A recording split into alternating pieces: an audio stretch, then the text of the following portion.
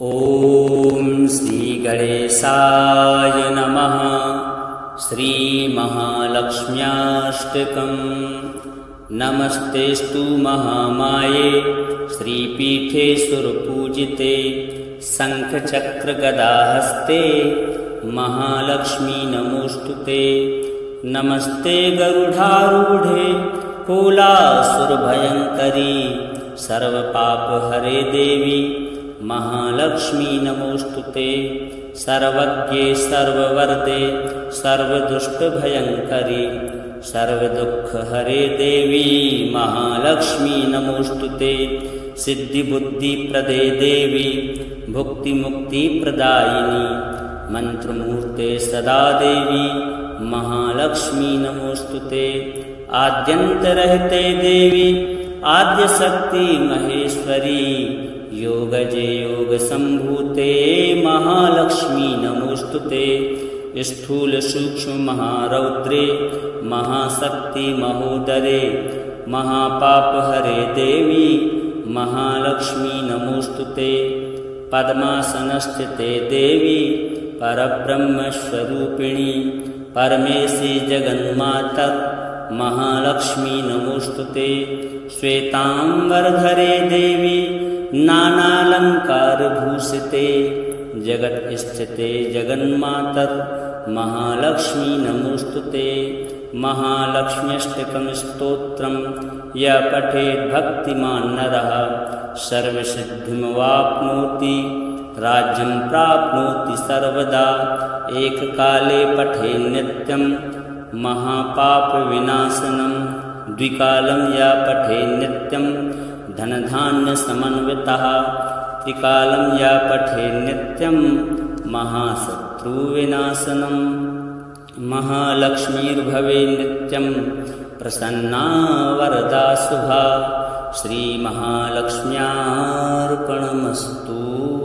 नमस्तेस्तु महामाये श्रीपीठे सुरपूजिते शङ्खचक्रगदाहस्ते महालक्ष्मी नमोस्तुते। नमस्ते गरुडारूढे कोलासुरभयङ्करी सर्वपापहरे देवी महालक्ष्मी नमोस्तुते। सर्वज्ञे सर्ववरदे सर्वदुष्टभयङ्करी सर्वदुःखहरे देवी महालक्ष्मी नमोस्तुते। सिद्धिबुद्धिप्रदे देवी भुक्तिमुक्तिप्रदायिनी मन्त्रमूर्ते सदा देवी महालक्ष्मी नमोस्तुते।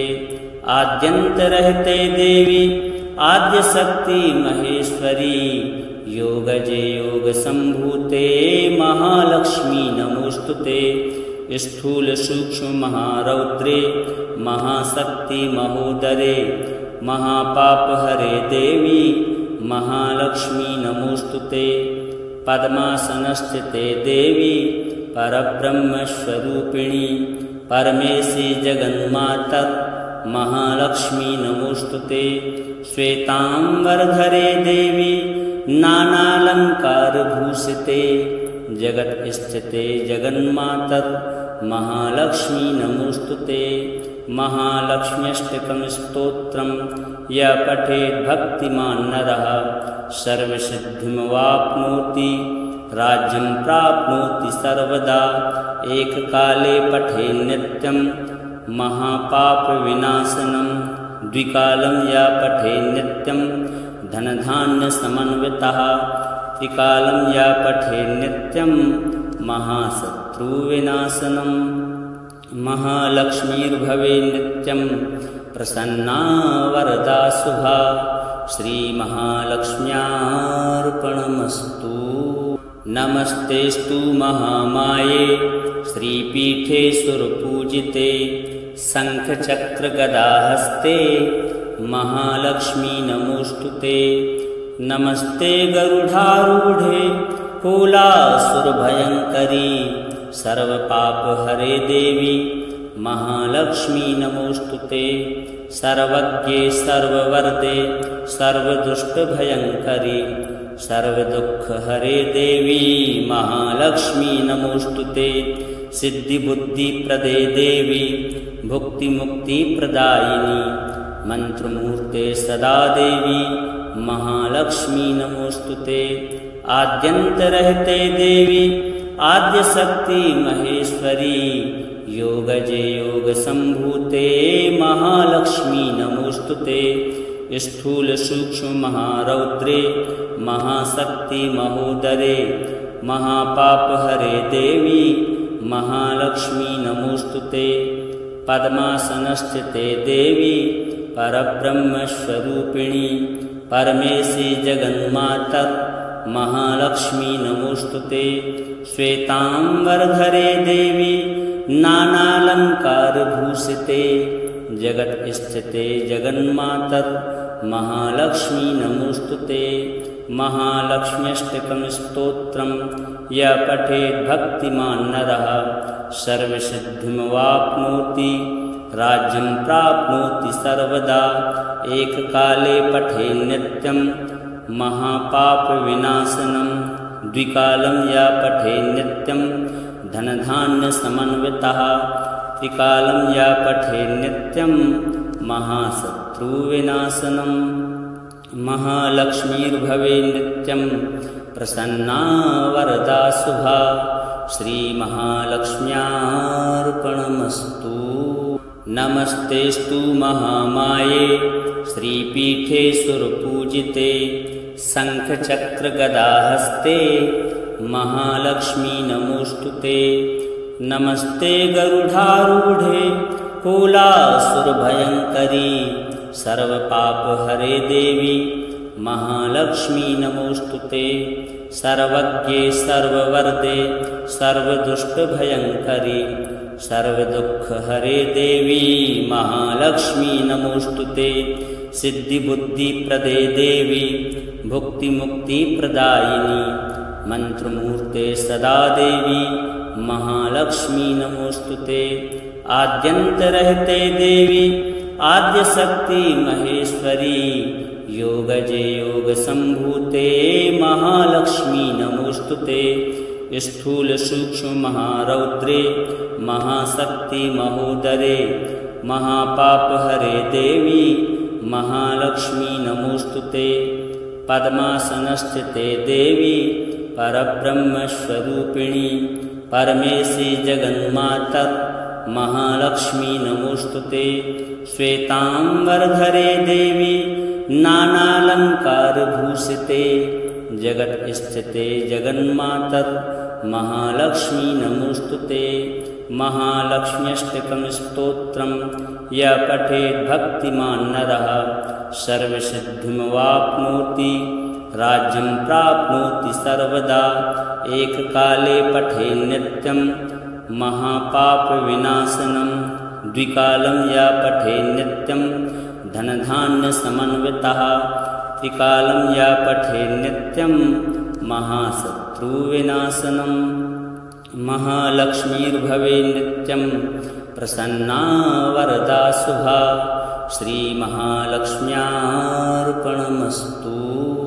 नमस्तेस्तु महामाये श्रीपीठे सुरपूजिते शङ्खचक्रगदाहस्ते महालक्ष्मी नमोस्तुते।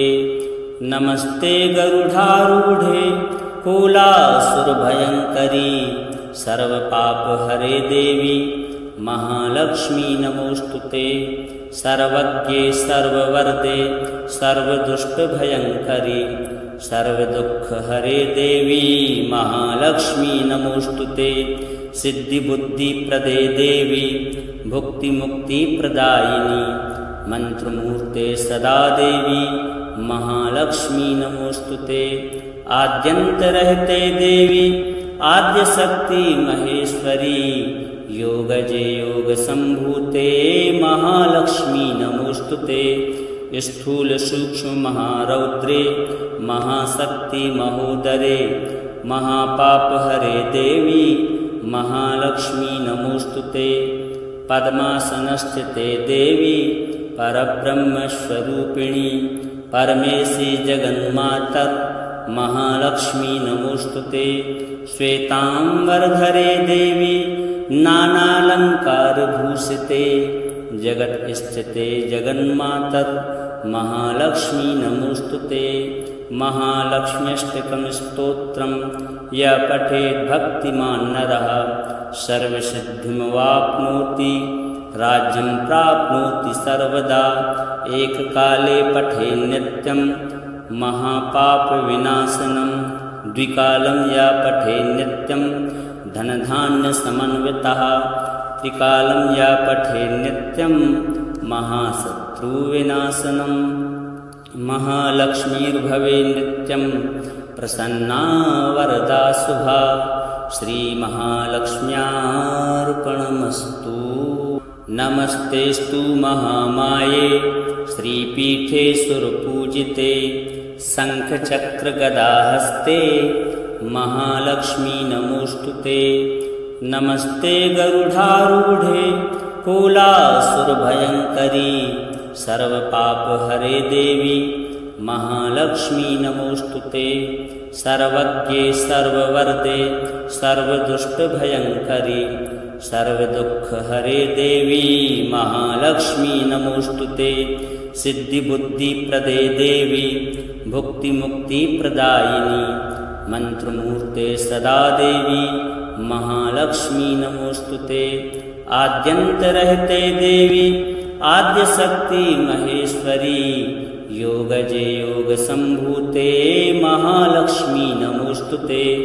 स्थूल सूक्ष्म महारौद्रे महाशक्ति महोदरे महापापहरे देवी महालक्ष्मी नमोस्तुते।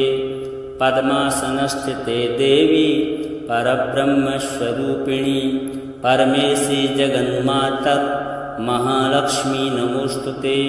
श्वेतांबरधरे देवी नानालंकारभूषिते जगत्स्थिते जगन्माता महालक्ष्मी नमोस्तुते। महालक्ष्म्यष्टकं स्तोत्रं यः पठेत् भक्तिमान् नरः सर्वसिद्धिमवाप्नोति राज्यं प्राप्नोति सर्वदा। एककाले पठेत् नित्यं महापापविनाशनं द्विकालं यः पठेत् नित्यं धनधान्यसमन्वितः। त्रिकालं यः पठेत् नित्यं महाशत्रुविनाशनं। महालक्ष्मीर्भवेत् नित्यं प्रसन्ना वरदा शुभा। श्रीमहालक्ष्म्यार्पणमस्तु। नमस्तेस्तु महामाये श्रीपीठे सुरपूजिते शङ्खचक्रगदाहस्ते महालक्ष्मी नमोस्तुते। नमस्ते गरुडारूढे कोलासुरभयङ्करी सर्वपापहरे देवी महालक्ष्मी नमोस्तुते। सर्वज्ञे सर्ववरदे सर्वदुष्टभयङ्करी सर्वदुःखहरे देवी महालक्ष्मी नमोस्तुते। सिद्धिबुद्धिप्रदे देवी भुक्तिमुक्तिप्रदायिनी मन्त्रमूर्ते सदा देवी महालक्ष्मी नमोस्तुते। आद्यन्तरहिते देवी आद्यशक्ति महेश्वरी योगजे योगसम्भूते महालक्ष्मी नमोस्तुते।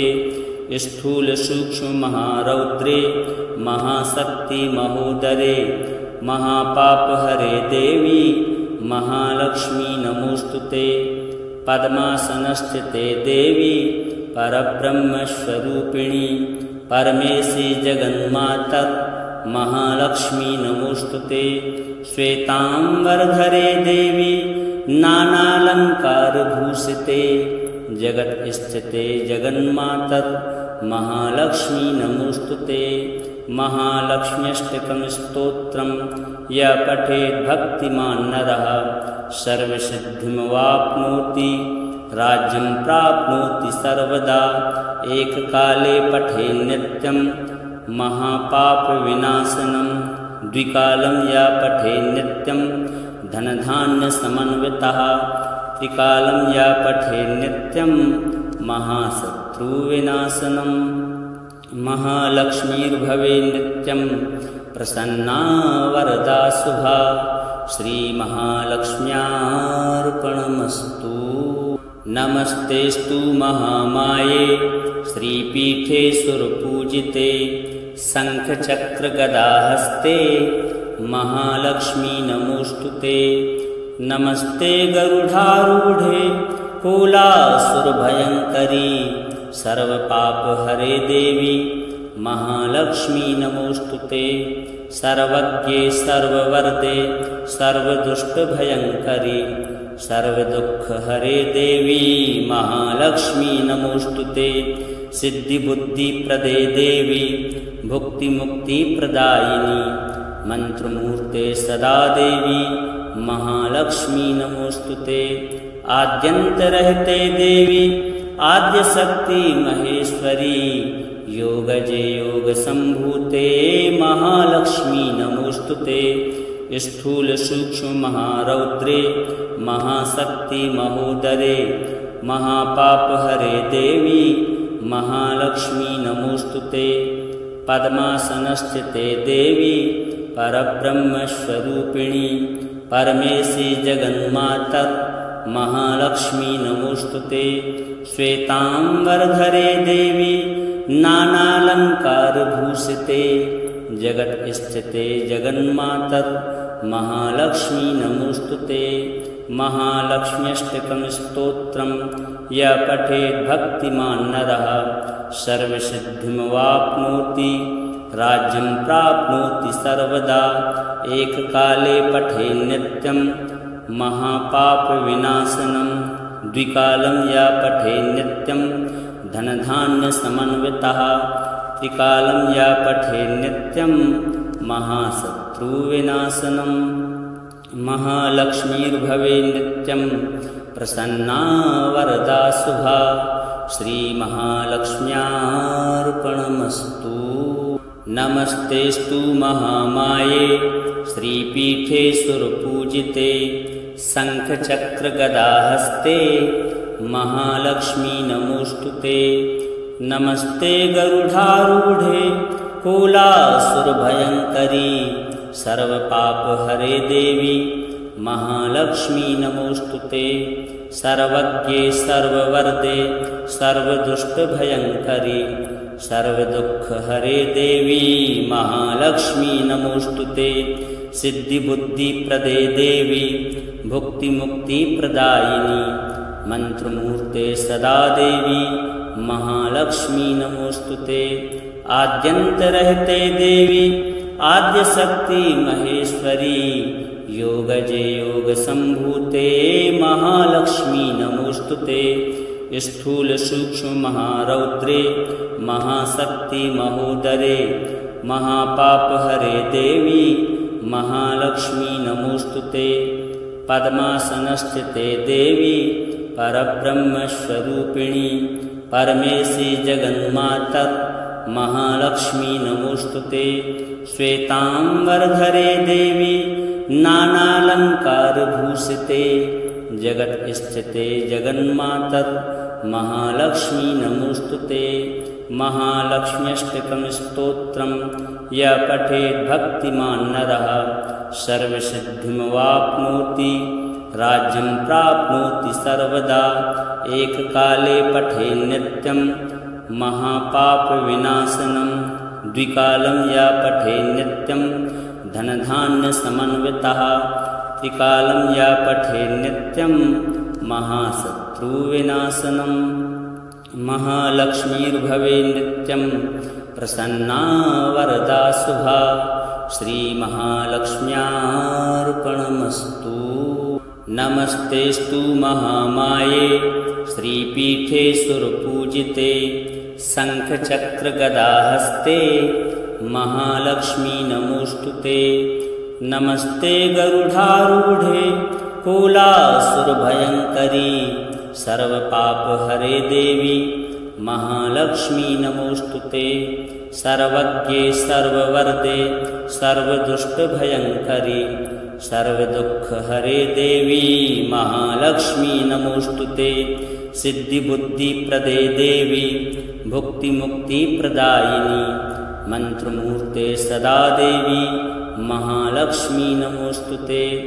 आद्यन्तरहिते देवी आद्यशक्ति महेश्वरी योगजे योगसम्भूते महालक्ष्मी नमोस्तुते स्थूल सूक्ष्म महारौद्रे महाशक्ति महोदरे महापापहरे देवी महालक्ष्मी नमोस्तुते पद्मासनस्थिते देवी परब्रह्मस्वरूपिणी परमेशी जगन्माता महालक्ष्मी नमोस्तुते श्वेतांबरधरे देवी नानालंकारभूषिते जगत्स्थिते जगन्माता महालक्ष्मी नमोस्तुते महालक्ष्म्यष्टकं स्तोत्रं यः पठेत् भक्तिमान् नरः सर्वसिद्धिमवाप्नोति राज्यं प्राप्नोति सर्वदा एककाले पठेत् नित्यं महापापविनाशनं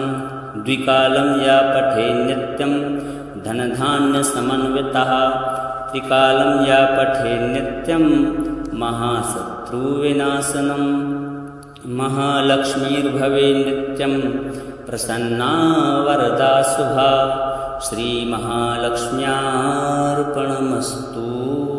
नमस्तेस्तु महामाये श्रीपीठे सुरपूजिते शङ्खचक्रगदाहस्ते महालक्ष्मी नमोस्तुते नमस्ते गरुडारूढे कोलासुरभयङ्करी सर्वपापहरे देवी महालक्ष्मी नमोस्तुते सर्वज्ञे सर्ववरदे सर्वदुष्टभयङ्करी सर्वदुःखहरे देवी महालक्ष्मी नमोस्तुते सिद्धिबुद्धिप्रदे देवी भुक्तिमुक्तिप्रदायिनी मंत्रमूर्ते सदा देवी महालक्ष्मी नमोस्तुते आद्यन्तरहिते देवी आद्यशक्ति महेश्वरी योगजे योगसम्भूते महालक्ष्मी नमोस्तुते स्थूल सूक्ष्म महारौद्रे महाशक्ति महोदरे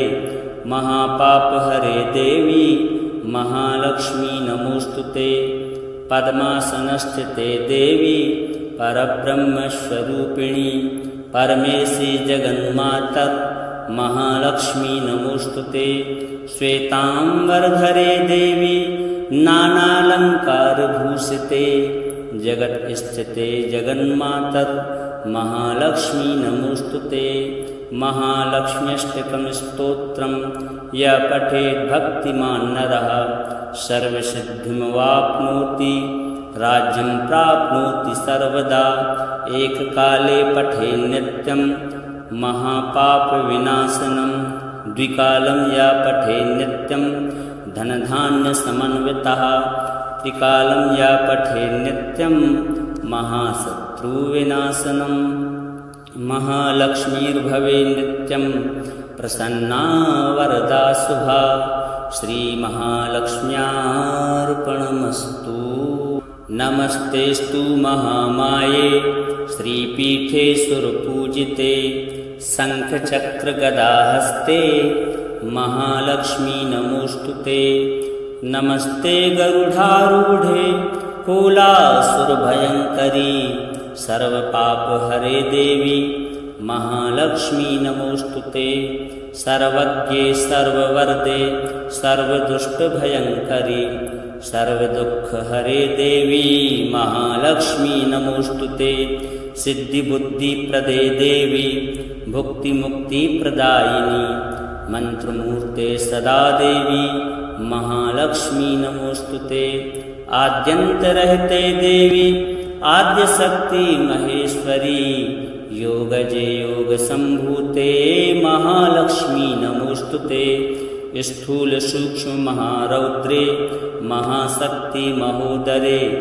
महापापहरे देवी महालक्ष्मी नमोस्तुते पद्मासनस्थिते देवी परब्रह्मस्वरूपिणी परमेशी जगन्माता महालक्ष्मी नमोस्तुते श्वेतांबरधरे देवी नानालंकारभूषिते जगत्स्थिते जगन्माता महालक्ष्मी नमोस्तुते महालक्ष्म्यष्टकं स्तोत्रं यः पठेत् भक्तिमान् नरः सर्वसिद्धिमवाप्नोति राज्यं प्राप्नोति सर्वदा। एककाले पठे नित्यं महापापविनाशनं। द्विकालं या पठे नित्यं धनधान्यसमन्वितः। त्रिकालं या पठे नित्यं महाशत्रुविनाशनं। महालक्ष्मीर्भवे नित्यं प्रसन्ना वरदा शुभा। श्रीमहालक्ष्म्यार्पणमस्तु। नमस्तेस्तु महामाये श्रीपीठे सुरपूजिते। शङ्खचक्रगदाहस्ते महालक्ष्मी नमोऽस्तुते। नमस्ते गरुडारूढे कोलासुरभयङ्करी। सर्वपापहरे देवी महालक्ष्मी नमोऽस्तुते। सर्वज्ञे सर्ववरदे सर्वदुष्टभयङ्करी। सर्वदुःखहरे देवी महालक्ष्मी नमोऽस्तुते। सिद्धिबुद्धिप्रदे देवी भुक्तिमुक्तिप्रदायिनी। मन्त्रमूर्ते सदा देवी महालक्ष्मी नमोऽस्तुते। आद्यन्तरहिते देवी आद्यशक्ति महेश्वरी। योगजे योगसम्भूते महालक्ष्मी नमोऽस्तुते। स्थूलसूक्ष्ममहारौद्रे महाशक्ति महोदरे। महापापहरे देवी महालक्ष्मी नमोऽस्तुते।